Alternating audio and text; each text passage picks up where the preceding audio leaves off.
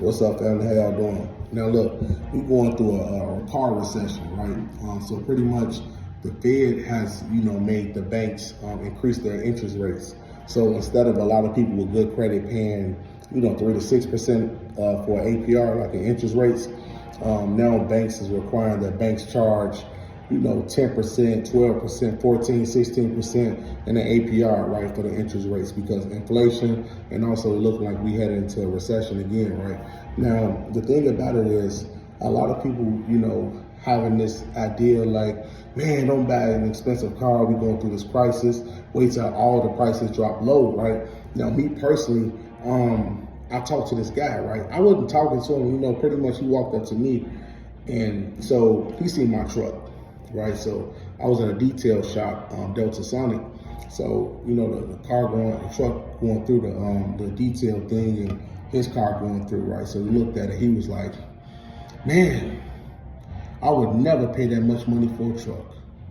And I said, "What you mean?" He said, I said, I had to get the tires done and all that." And he was like, "I understand that, but man, I would never pay that much for a truck."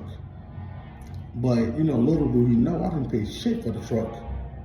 I can tell you how much my truck costs. My truck is, before taxes, is $63,000 and something. After taxes, it was $66,000, right? Or $65,900, right? Now, the thing about it is, many people don't know the credit game. Many people don't know the advantages when it comes to auto loans. They don't know the advantages when it comes to disputing things off their credit, right? So me personally, I let him talk because the generation he came from, he's a baby boomer. And a lot of baby boomers, they don't know about the credit game. They don't know about the digital currency. They don't know nothing about what's going on in the tech world, right? They used to, the hard working man, and there's nothing wrong with that because in their generation, everything was really a cash-based system. So you work and you get paid cash. You pay your bills in cash.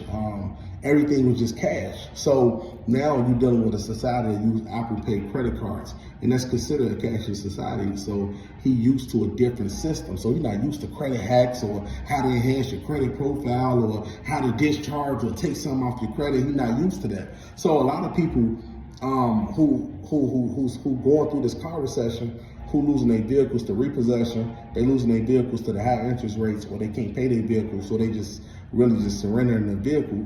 A lot of them don't know consumer laws. A lot of them don't know how to really utilize they consumer power and keeping the damn car, taking off your credit report. Because I'm gonna tell y'all something, right?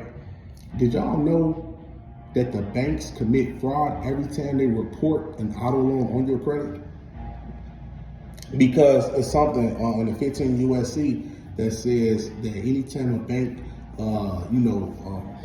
let's say if they report something on your behalf, like an account, without your authorization, with them telling you that you signed up for that, that's pretty much fraud. So they have to fully inform you that we will report this on your credit report as you make payment towards us, right?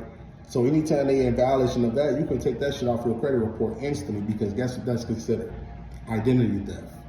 Because if an institution report anything on your credit report without your consent, without your handwritten consent, like you actually giving full handwritten consent as if you have been got full disclosure from this, then that's considered identity theft. So pretty much they utilize your identity to put on the credit report and not you having a private contract or a private agreement with this business.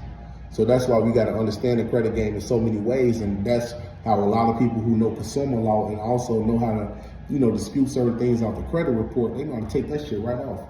But let me get back to what I was just saying. So yeah, this car recession is leaving a lot of people hopeless. So a lot of people saying, hey, get you a beater, get you a $1,000 car or get you a $2,000 car. Wait till prices go down, wait till prices go up, whatever the case might be. You guys, when y'all hop into this credit world, you can get any car you want. Any car you want. Some people say, oh, $60,000 car, I never paid for that. Man, look, I didn't pay for my car. I still have it. I know somebody right now with a $70,000 car, they never paid for it. I know somebody right now with a $40,000 car, they never paid for it. I know somebody with a $30,000 car, they never paid for it. And it's not illegal, you just gotta understand your consumer law. You also gotta know how to utilize your consumer rights, and also you also have to understand repo laws and stuff like that, because it's laws to protect you, but many people don't know it, and that's why they always fall victim when it comes to these banking institutions, and the banks winning against those who small-minded when it comes to their rights or whatever the case might be. But this recession eating a lot of people up, and the car recession is continuing to leaving people, just on the curve.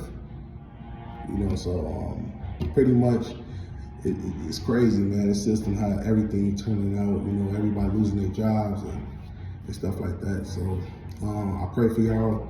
I hope a lot of people wake up to a lot of this truth. I'm out.